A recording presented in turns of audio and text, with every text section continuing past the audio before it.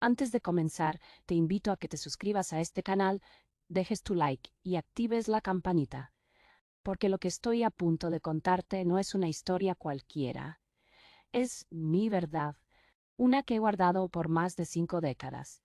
Hoy, con 72 años ya sin nada que perder, he decidido hablar. Me llamo Teresa, y durante más de la mitad de mi vida llevé un hábito que escondía no solo mi cuerpo, sino también un secreto que me quemaba el alma. Entré al convento a los 17, llevada por mi familia, tras un escándalo juvenil del que prefiero no hablar ahora. Pensé que la vida religiosa me curaría el corazón.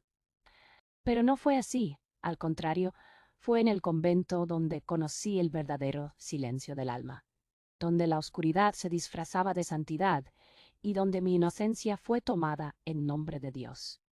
Durante años fui obediente, dócil, silenciosa, hasta que llegó el padre Matías. Su presencia llenaba la capilla de una paz que parecía divina, pero sus ojos escondían tormentas.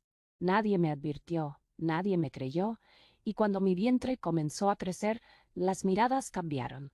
Me encerraron, me silenciaron y luego me arrebataron a mi hijo. Dijeron que no nació, pero yo escuché su llanto, y desde entonces, cada noche, rezaba para que el destino me permitiera verlo una vez más. Nunca pensé que ese día llegaría, pero llegó, y ahora estoy lista para contarlo todo, cada sombra, cada lágrima, cada traición, porque la verdad, por más enterrada que esté, siempre encuentra su camino de regreso a la luz. Después de aquel parto doloroso, me dejaron sola, tendida sobre una cama de madera, ensangrentada, temblando, con el corazón partido. No me dio aliento, ni una palabra, ni un consuelo. Solo me arrancaron al niño de los brazos. Lo escuché llorar. Fue un sonido débil pero real. Sin embargo, al amanecer, la Madre Superiora me dijo que el niño había nacido muerto. No hubo entierro, no hubo registro, solo silencio, un silencio frío impuesto como un muro impenetrable. Las demás monjas no se atrevían a mirarme. Algunas sabían, otras sospechaban, pero todas callaban. Me obligaron a confesar que había pecado, que mi cuerpo era impuro y mi alma condenada. Fui castigada con ayunos, vigilias y oraciones interminables. Me prohibieron hablar durante meses, como si eso pudiera borrar lo ocurrido, pero no podían borrar mi memoria. Cada noche reviví ese momento. El rostro del padre Matías, sus manos sobre mí. La primera vez creí que era una señal divina. Qué ingenua. Él me buscaba por las noches con la excusa de bendecirme. Nunca entendí por qué no gritaba. Tal vez por miedo, tal vez porque creía que si aguantaba algún día me amarían de verdad. Me engañé a mí misma por años, justificando lo injustificable. Luego del parto me convirtieron en sombra. Me asignaron los trabajos más duros del convento: lavar los pisos, cargar leña, limpiar las celdas más frías. Yo obedecía en silencio, pero por dentro ardía de rabia. Aquel niño seguía vivo. Lo sentía, lo sabía, y mi misión era encontrarlo aunque me llevara la vida entera. Pasaron los años, uno tras otro, idénticos, grises, eternos, mientras otras hermanas eran trasladadas. Yo permanecía en el mismo lugar, como si quisiera mantenerme vigilada. Mis días transcurrían entre rezos y trabajos forzados, pero mi mente siempre estaba con él. ¿Qué nombre le habrían puesto? Estaría bien. ¿Sabría que su madre lo amaba desde antes de nacer? La Madre Superiora nunca volvió a mencionarlo. Solo una vez una monja anciana, hermana Rosalía, me tomó la mano con fuerza mientras fregábamos el suelo y me susurró: «Está vivo y algún día lo sabrás». Esa frase me sostuvo por décadas. Fue mi esperanza, mi norte. Años más tarde, cuando la salud de la Madre Superiora se debilitó, ella me llamó a su lecho. Yo temblaba al entrar en su habitación. Pensé que al fin confesaría, pero solo dijo: «Lo hicimos por tu bien». Por mi bien. Quitarme a mi hijo era por mi bien. Guardé la ira en lo más profundo. No grité, no lloré, solo asentí como nos habían enseñado. El padre Matías fue trasladado poco después del parto, supuestamente para servir en otra comunidad. Nunca supe más de él. Tal vez murió, O tal vez siguió haciendo daño en nombre de la fe. Nunca lo perdoné. Y no creo que lo haga. No solo por lo que me hizo a mí, sino por haber destruido la vida de un niño inocente, por haber robado un vínculo que nunca debió romperse. En cada misa, cuando escuchaba el canto del Ave María, mis lágrimas se confundían con las de la Virgen, solo que a ella le devolvieron a su hijo, a mí me lo arrebataron. Los tiempos cambiaron. Llegó la modernidad incluso a los muros del convento. Nuevas hermanas jóvenes, nuevos ritos, menos rigidez, pero yo seguí allí, envejeciendo con los vitrales, con los bancos de madera carcomida. Fui testigo del paso del tiempo, pero dentro de mí el reloj seguía detenido aquel día del parto. Mi cuerpo envejecía, pero mi corazón seguía esperando. Nunca dejé de buscar. Cada vez que llegaba alguien nuevo, cada visita, cada joven seminarista, cada obispo, yo miraba sus ojos, sus gestos, como si pudiera reconocerlo. Imaginaba su rostro, si tendría mis cejas, la sonrisa de su padre en mis manos. Incluso en los sueños lo veía crecer, de bebé, de niño adolescente. A veces corría hacia mí en un campo florido, otras me abrazaba en silencio. Despertaba llorando. Una noche, mientras ordenaba la biblioteca del convento, encontré un viejo registro, escondido tras libros de teología. Era un cuaderno de anotaciones médicas. Allí, entre líneas borrosas, encontré una fecha, la misma de mi parto, y un nombre: niño entregado a familia benefactora. Secreto de caridad. Sentí que el mundo se me venía abajo. ¿Lo habían dado en adopción? ¿Dónde? ¿A quién? ¿Por qué nunca me lo dijeron? Esa noche no dormí, por primera vez en años. Fui al despacho de la nueva madre superiora. Le mostré el cuaderno. Ella se quedó en silencio largo rato. Luego, con voz temblorosa, me dijo: ya no podemos ocultarlo más. Tú mereces saber la verdad. La madre superiora me citó al día siguiente con unos papeles en la mano. Eran documentos antiguos, amarillentos, con firmas y sellos de una organización de adopciones vinculada a la Iglesia. Me explicó con cautela que en los años 70 era común que casos como el mío fueran manejados internamente para evitar escándalos. A los bebés nacidos en conventos se les buscaban familias católicas, de bien, para que fueran criados lejos del pecado, así llamaban a mi hijo, como si haber nacido del dolor me quitara el derecho a amarlo. En los documentos encontré una pista: el nombre de la familia que lo había recibido. Los Gómez del Real vivían en una ciudad a 3 horas del convento. No lo dudé. Pedí permiso para salir por primera vez en décadas. Tomé el tren temblando. Cada estación me acercaba más a una verdad que podía destruirme o darme paz. Al llegar caminé por calles desconocidas, con mi hábito gris cubriendo el cuerpo, pero no el corazón. Encontré la casa. Era modesta, de rejas blancas, con un jardín cuidado. Golpeé la puerta. Salió una mujer mayor. Le expliqué quién era. Me miró con lágrimas en los ojos y me dijo: sabía que algún día vendrías. Me invitó a pasar. Se llamaba Mercedes. Había sido la madre adoptiva de mi hijo. Con voz suave me contó todo: cómo lo recibió, cómo le cambiaron el nombre, cómo creció lleno de preguntas. Me dijo que siempre le hablaron con amor, pero que nunca ocultaron que era adoptado. Y entonces pronunció su nombre. Se llama Santiago. Santiago. Ese nombre se grabó en mi pecho como un sello de fuego. Mercedes me mostró fotos de él: niño, adolescente, adulto, hermoso, alto, de ojos oscuros como los míos. Me temblaban las manos al tocarlas. En cada una buscaba mi reflejo. Me dijo que él era médico, que trabajaba en un hospital local, que desde joven había tenido un fuerte impulso por ayudar, sanar, cuidar. Es un alma buena, me dijo ella con los ojos brillando, pero no estaba allí. Viajaba con frecuencia por su profesión. Me ofreció quedarme, me preparó un té, y en la calidez de esa sala lloramos juntas. Le conté mi verdad, el horror vivido, la imposición, el silencio. Ella lloró también. Nos lo entregaron como un acto de caridad. Jamás imaginamos que su madre estaba viva, sufriendo. Me mostró una carta que él había escrito años atrás. A veces siento un vacío.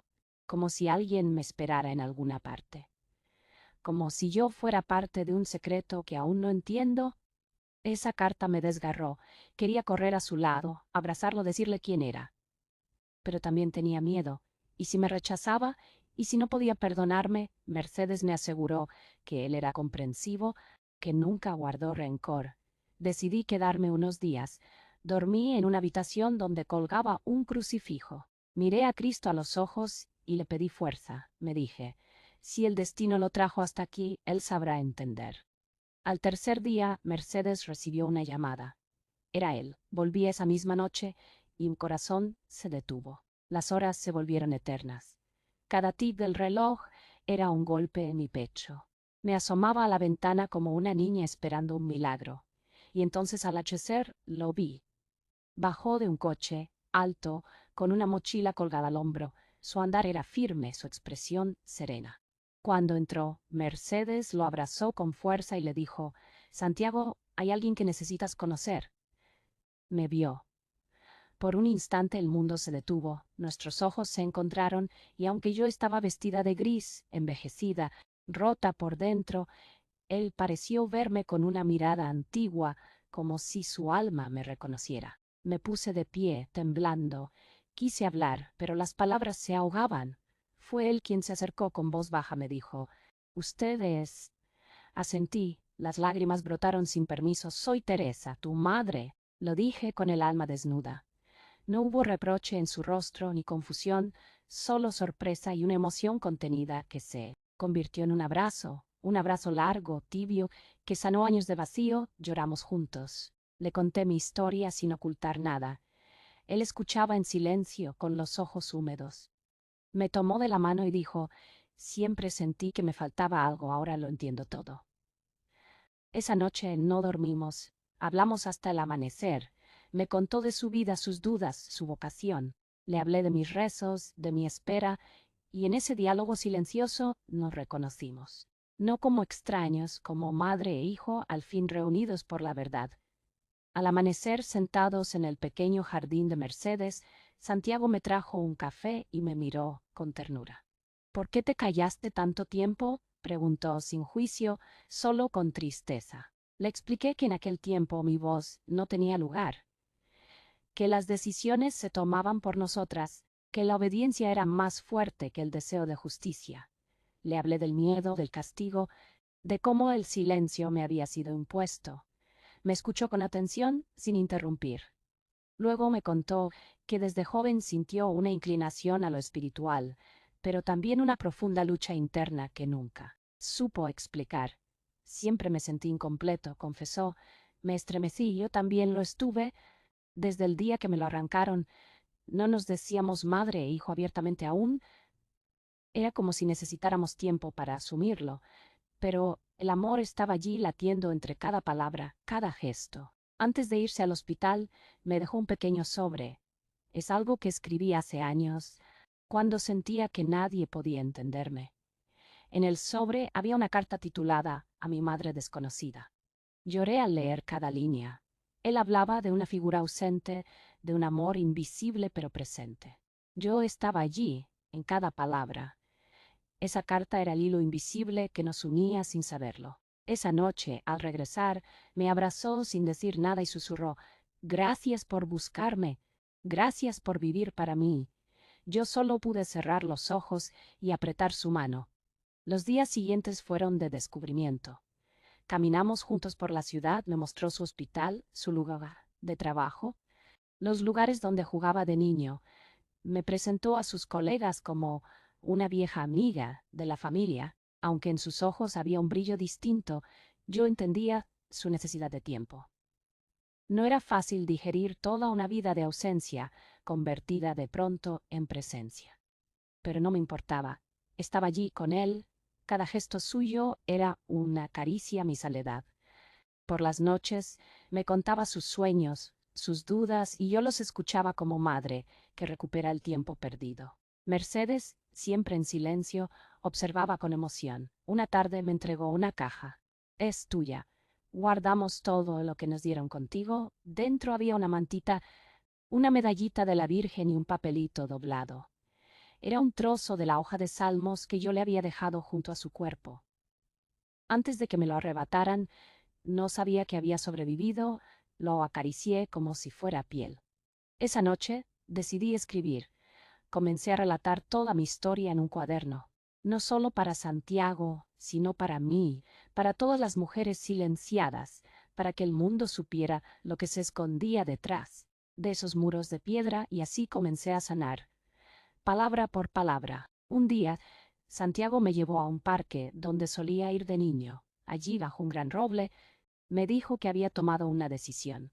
Quería que supieran la verdad, que él merecía conocer su origen, y que si yo estaba dispuesta, daríamos a conocer nuestra historia. Dudé. El miedo regresó como un eco del pasado, pero luego lo miré a los ojos y comprendí.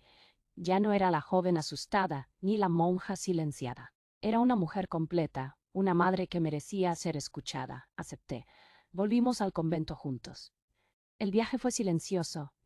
Yo observaba el paisaje, recordando cada rincón que me había visto sufrir. Cuando llegamos, muchas monjas nuevas nos recibieron con respeto. La Madre Superiora actual nos ofreció un espacio para hablar. Allí, frente a algunas hermanas y líderes de la comunidad, conté mi historia. No hubo gritos ni reproches, solo verdad. Verdades que dolían pero liberaban. Santiago tomó la palabra y dijo: durante años me sentí huérfano sin saberlo. Hoy entiendo de dónde vengo, y estoy orgulloso de mi madre. Las lágrimas corrieron por varios rostros. Algunas hermanas más ancianas se acercaron a abrazarme. Hay un dolor, pero también alivio. El muro de silencio comenzaba a derrumbarse. Ese día entendí que callar no era virtud, que hablar, aunque tarde, también era un acto de fe. Tras nuestra visita al convento, sentí una paz que no conocía desde joven. Era como si al contar la verdad, el alma se hubiera limpiado. Ya no llevaba esa carga en silencio. Santiago me propuso compartir la historia más allá de los muros del convento. Hay muchas mujeres allá afuera que necesitan escuchar esto, que quizás vivieron lo mismo y se sienten solas, dijo. Yo asentí, nos sentamos frente a una grabadora y comencé a narrar todo desde el principio, con voz pausada, con lágrimas, con coraje. Hablé de la seducción disfrazada de fe, del embarazo oculto, del hijo arrebatado, del reencuentro. Cuando terminamos, él editó el audio y lo compartió con un grupo de apoyo para mujeres víctimas de abusos en entornos religiosos. No imaginábamos la repercusión. A los pocos días comenzaron a llegar cartas, mensajes, llamadas, mujeres que nunca se habían atrevido a hablar, algunas que también habían sido monjas, otras hijas perdidas. Cada palabra era un eco del pasado que encontraba respuesta. Una de las cartas nos conmovió especialmente. Venía de otra mujer que había estado en el mismo convento en los años 70. Decía: te vi parir en soledad, escuché el llanto de tu hijo y nunca te olvidé. Esa carta me quebró. Durante años creí que nadie me había visto, que todo había sido borrado. Pero no, había testigos, había memorias vivas, y ahora, al fin, había justicia del alma. Santiago y yo comenzamos a participar en encuentros de memoria, en charlas, en espacios donde la fe se reencontraba con la verdad. Al principio, algunas instituciones intentaron silenciarnos, pero éramos firmes. Yo ya no tenía miedo. Lo que me habían arrebatado durante años, ahora lo recuperaba con dignidad. Comenzaron a invitarnos a programas de radio, a foros. Yo, que había pasado más de medio siglo enclaustrada, me encontré rodeada de personas que escuchaban con respeto mi voz. No era fama lo que buscaba, era reparación. Cada vez que contaba mi historia, sentía que sanaba una parte más. Santiago, siempre a mi lado, se convirtió en mi defensor, mi amigo, mi hijo. Me acompañaba con ternura y orgullo. Un día una joven se me acercó al final de una charla. Me abrazó llorando. Mi madre fue monja. Nunca supe qué pasó con ella, pero al oírte sentí que escuchaba su alma. Yo también lloré, porque entendía ese vacío y porque su abrazo era también el de mi hijo perdido y encontrado. Con el tiempo, escribí un libro con la ayuda de Santiago. Lo titulamos La luz detrás del muro. No era solo mi historia, sino la de muchas mujeres silenciadas. En cada página dejé pedazos de mi dolor y también de mi esperanza. Un año después de nuestro reencuentro, Santiago me pidió que me tomó por sorpresa. Me invitó a vivir con él. No quiero que vuelvas a ese convento. Ese lugar ya cumplió su papel. Quiero cuidar de ti, como tú cuidaste de mí en tu corazón todos estos años. Acepté. Dejé por fin el hábito. Fue un acto simbólico pero profundo. Me miré al espejo con ropa sencilla y por primera vez en décadas vi a Teresa. No a la hermana Teresa, solo Teresa. Una mujer mayor, con arrugas, con historia, pero también con dignidad. Vivir con Santiago fue un regalo del cielo. Compartíamos desayunos, paseos por el parque, tardes de lectura. En su casa encontré la paz que nunca tuve en las celdas frías del convento. A veces me sentaba en su sillón favorito, tejía en silencio mientras lo veía atender llamadas de pacientes, organizar jornadas médicas. Era un hombre noble, íntegro, justo. Pensar que había nacido en medio del miedo, pero había florecido en el amor, me llenaba de orgullo. Cada noche antes de dormir, él venía a darme las buenas noches con un beso en la frente. Te amo, mamá, me decía con voz serena. Y yo, con el corazón pleno, respondía, y yo a ti, hijo mío, más de lo que las palabras pueden decir. La vida por primera vez se volvió amable conmigo. Amaneceres tranquilos, tazas de café, libros compartidos. Santiago me animó a plantar flores en su jardín. Que crezca algo nuevo, mamá, decía. Y así lo hicimos. Plantamos rosales, jazmines y lavandas. Cada flor tenía un nombre simbólico. Una por el niño que me arrebataron, otra por las lágrimas derramadas, otra por cada mujer que se había silenciado. El jardín se volvió nuestro pequeño altar de memoria y renacimiento. Un día, mientras regaba los rosales, pensé en el padre Matías. ¿Dónde estaría? Seguiría con vida, no sentía odio, pero tampoco perdón. Solo deseaba que donde fuera que estuviera, supiera que la verdad había vencido. Nunca supe si recibió castigo, pero comprendí que no era mi tarea juzgarlo. Yo ya había cumplido mi misión: hablar, sanar, encontrar. Santiago me decía que, si algún día quería volver a visitar el convento, me acompañaría. Pero yo ya no lo necesitaba. No tenía cuentas pendientes con esas paredes. Todo lo que era sagrado para mí ahora vivía en otro sitio, en la risa de mi hijo, en la calidez de su hogar, en las cartas que recibíamos de personas que también estaban sanando gracias a nuestro testimonio. Mi fe seguía intacta, pero ya no en estructuras, sino en el amor que habíamos reconstruido. Un otoño suave llegó como una caricia. El sol tibio iluminaba las hojas doradas del jardín. Yo tejía una bufanda para Santiago y cada punto era una oración. Una mañana recibimos una invitación inesperada. Una universidad quería entregarme un reconocimiento por mi valentía al compartir mi historia.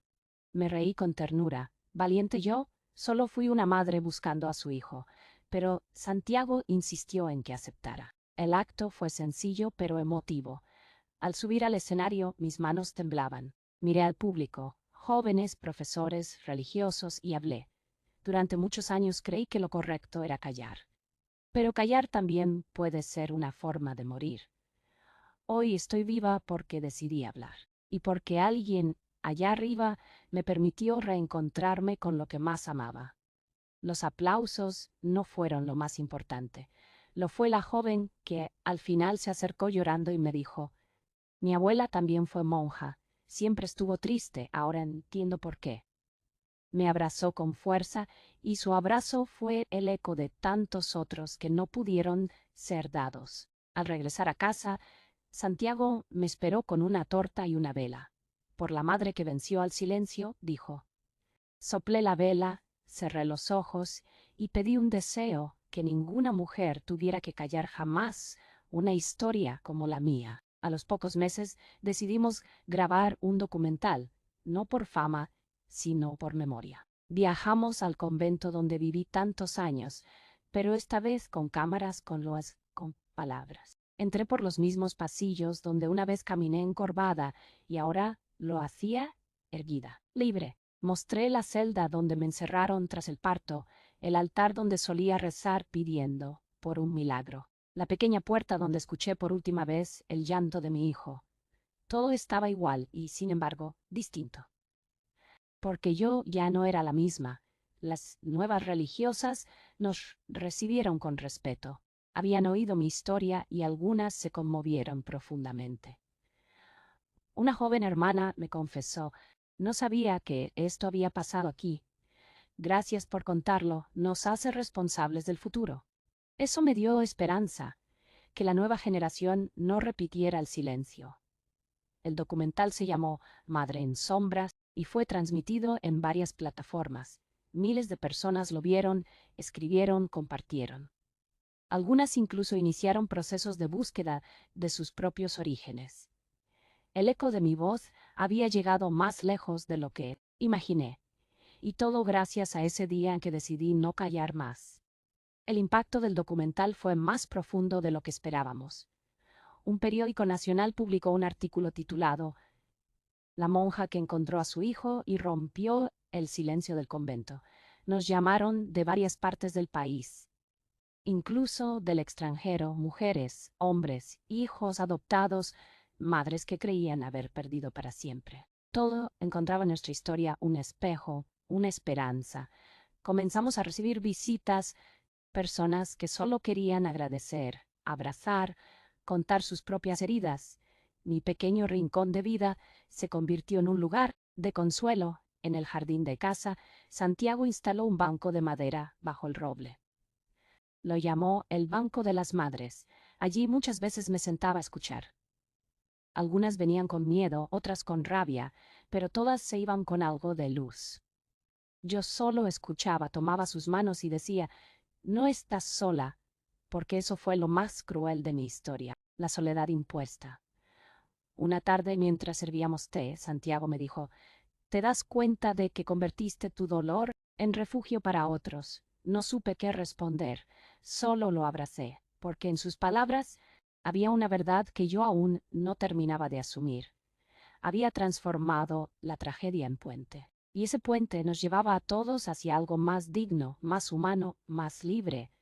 Un día cualquiera, mientras ordenaba papeles antiguos, encontré una carta. Era de la hermana Rosalía, aquella anciana que una vez me susurró: «¿Está vivo?». Estaba fechada pocos días después de mi parto y dirigida a otra monja del convento. En ella describía con delicadeza lo ocurrido. He sido testigo del mayor acto de injusticia. Teresa parió con valor y fe, y su hijo fue arrebatado sin piedad. He rezado cada día para que el Señor le devuelva lo que le fue robado.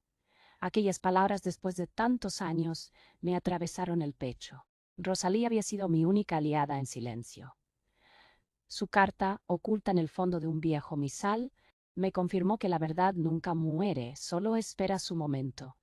Leí la carta a Santiago. Él la enmarcó y la colgó en su consultorio junto a una imagen de la Virgen. Para que cada mujer que entre aquí sepa que su dolor importa, me dijo. Aquello me conmovió profundamente. Habíamos convertido nuestras heridas en semillas, y esas semillas ya estaban dando fruto.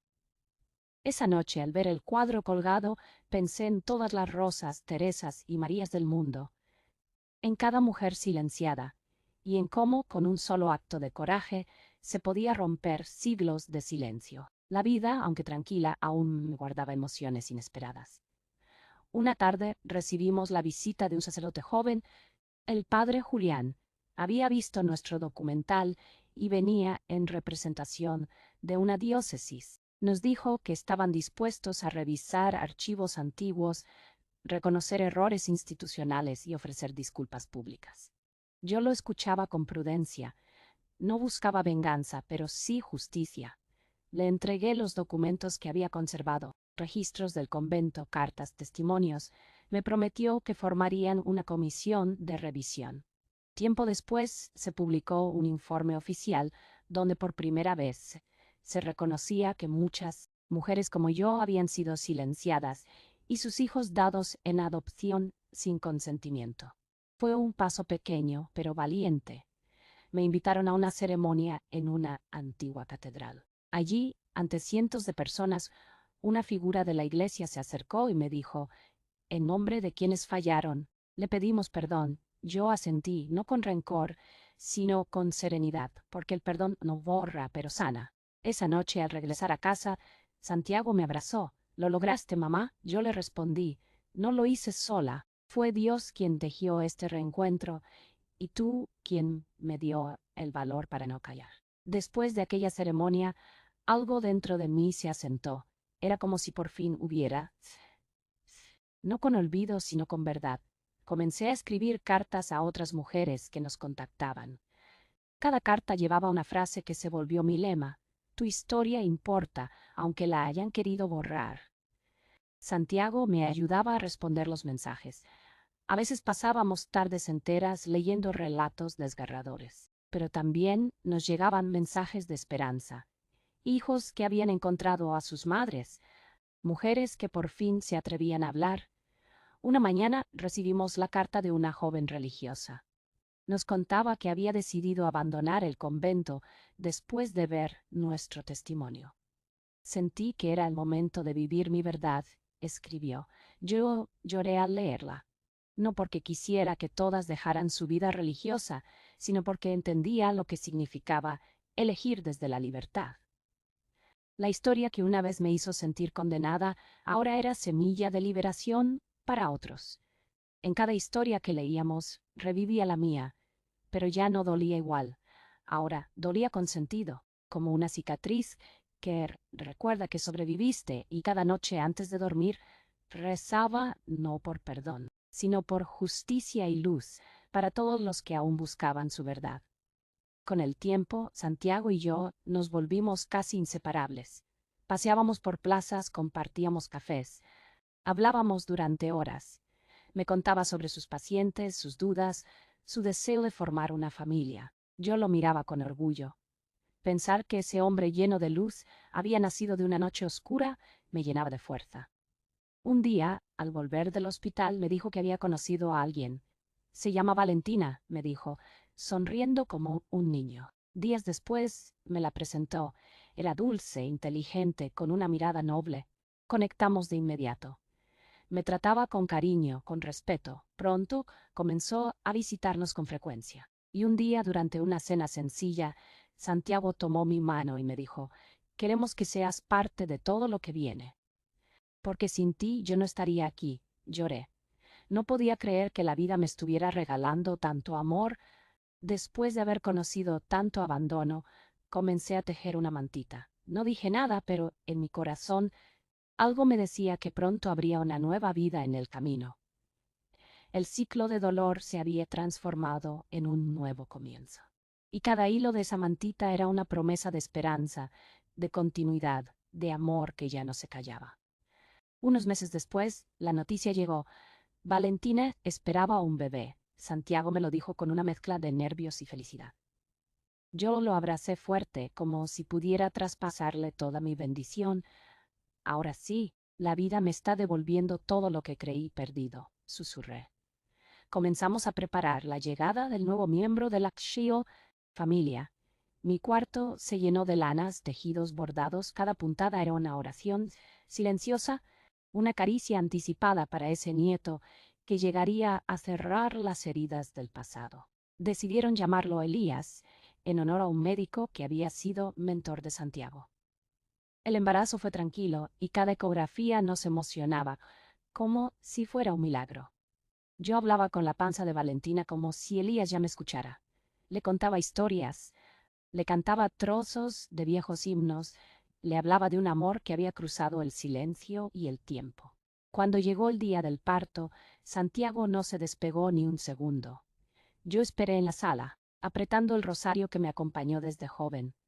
Cuando por fin lo vi, envuelto en una manta azul con sus ojitos cerrados, sentí que todo mi dolor había tenido un propósito. Elías era la vida nueva que nacía desde una verdad recuperada. Sostener a Elías por primera vez fue como tocar el cielo con las manos. Su piel tibia, su respiración pausada, el pequeño suspiro que soltó cuando lo abracé. Todo me devolvió la fe que alguna vez pensé perdida. Miré a Santiago y le dije con lágrimas en los ojos: Es el hijo de mi hijo y el hijo de la verdad. Me sentí plena, viva, como si el universo me diera una segunda oportunidad para maternar sin miedo. Pasé horas observando a Elías dormir. Le contaba historias que jamás había contado en voz alta. Le hablaba de su padre, de lo mucho que luchamos por encontrarnos, de cómo él, un día, decidiría vivir sin sombras. Valentina me miraba con ternura, como si entendiera que yo estaba reparando mi alma a través de ese niño. Con Elías en brazos, el silencio que una vez me oprimió ya no tenía lugar. Él era el sonido nuevo de mi existencia. Empecé a escribir un nuevo cuaderno dirigido a él.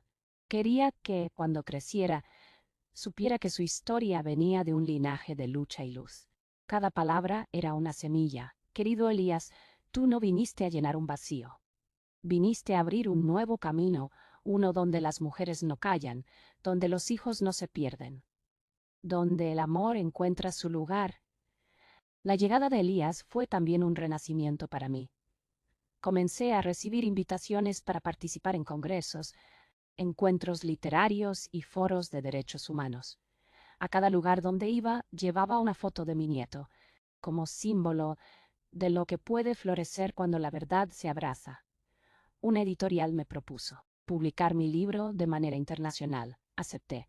Quería que otras Teresas del mundo se sintieran acompañadas.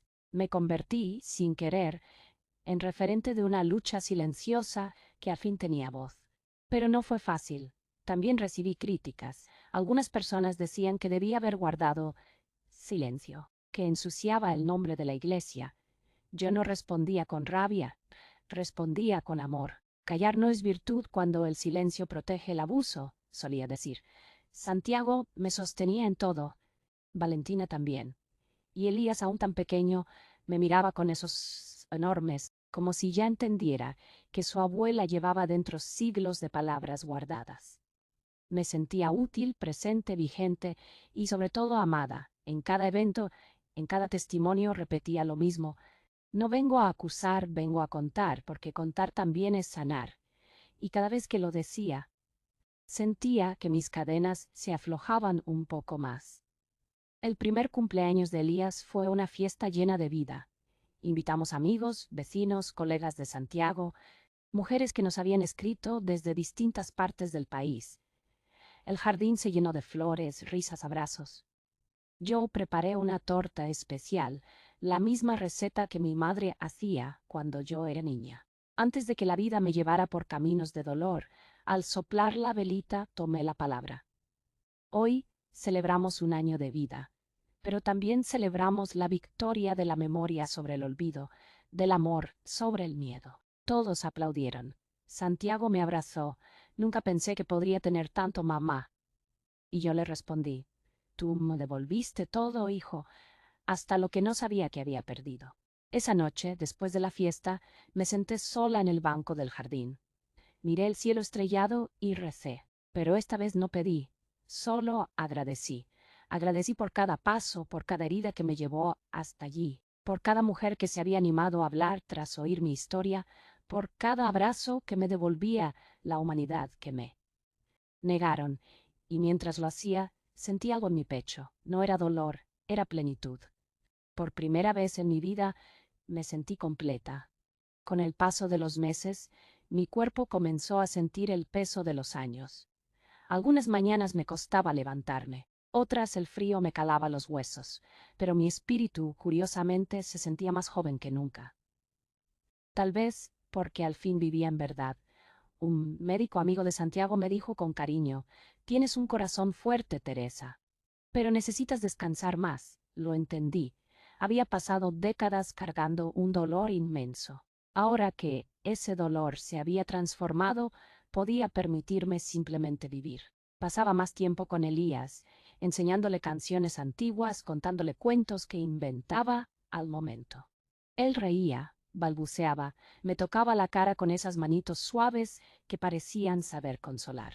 Valentina me decía que él tenía un vínculo especial conmigo, que en las noches en que no podía dormir, se calmaba al oír mi voz.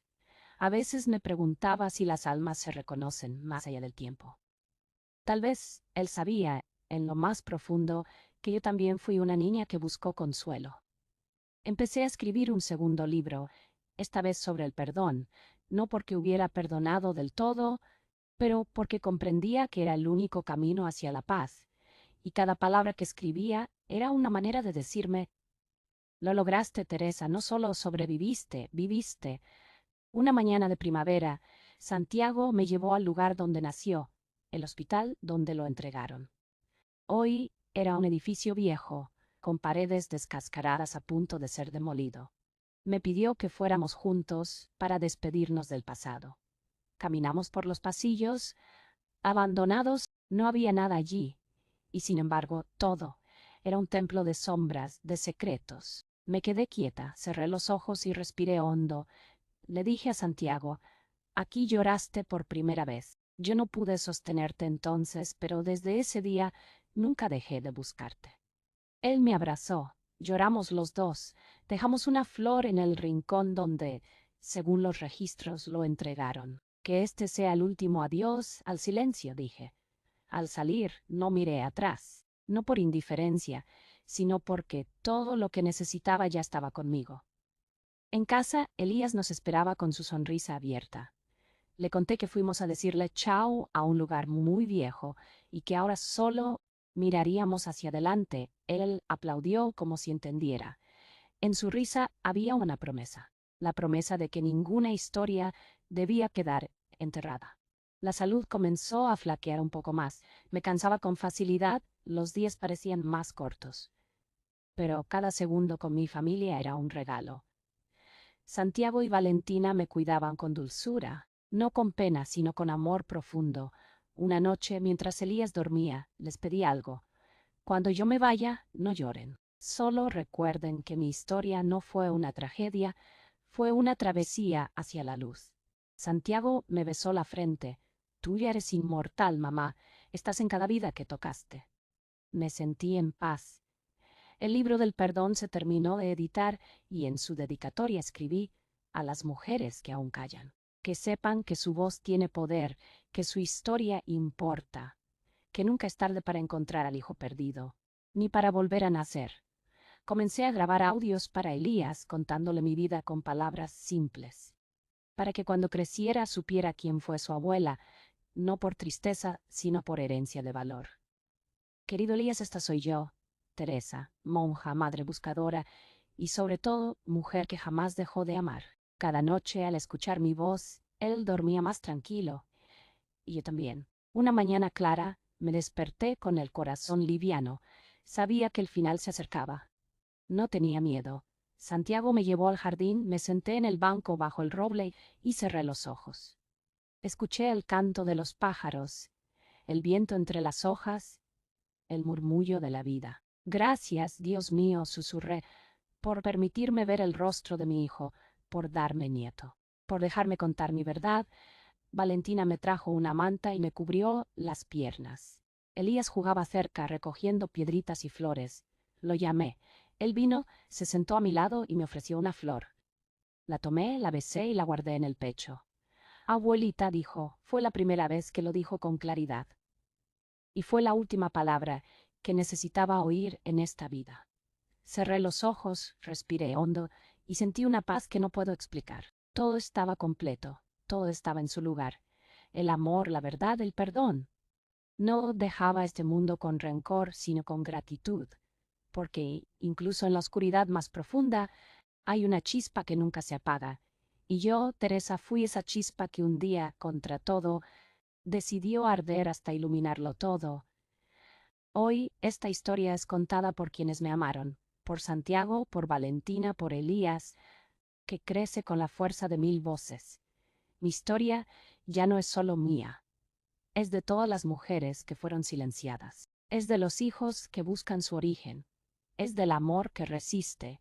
En el convento donde todo comenzó, hoy hay una placa con mi nombre y estas palabras: aquí se rompió el silencio, aquí nació la verdad. Cada vez que alguien la lee, una semilla se siembra, porque no vine a destruir la fe, vine a purificarla, a recordarle al mundo que la santidad no está en callar, sino en amar sin miedo.